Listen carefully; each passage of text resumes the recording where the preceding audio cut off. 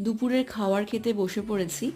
আজকে আমি আমার একটা খুব প্রিয় খাবার খাবো। তো তার আগে উচ্ছে আলু মাখা দিয়ে ভাত খাওয়াটা শুরু করলাম। এই হচ্ছে আমার প্রিয় খাবার। কাঁচা লঙ্কা দিয়ে কাঁচা পোস্ত বাটা, নুন আর তেল দিয়ে মেখে গরম ভাতে খেতে কিন্তু অসাধারণ লাগে। সাধারণত আমি শুনেছি বর্ধমানের লোকেরা পোস্ত খেতে বেশ পছন্দ করে। তাদের প্রতিদিনের খাদ্য তালিকায় পোস্তর একটা আইটেম থাকবেই। আচ্ছা, আমার পরিবারের সদস্য যারা বাংলাদেশ থেকে এই মুহূর্তে আমার ভিডিওটা দেখছেন, তাদের কাছে একটা জিজ্ঞাসা আছে। আচ্ছা, এইভাবে কাঁচা পোস্ত বাটা লঙ্কা নুন তেল দিয়ে বাংলাদেশের মানুষেরা কি খান?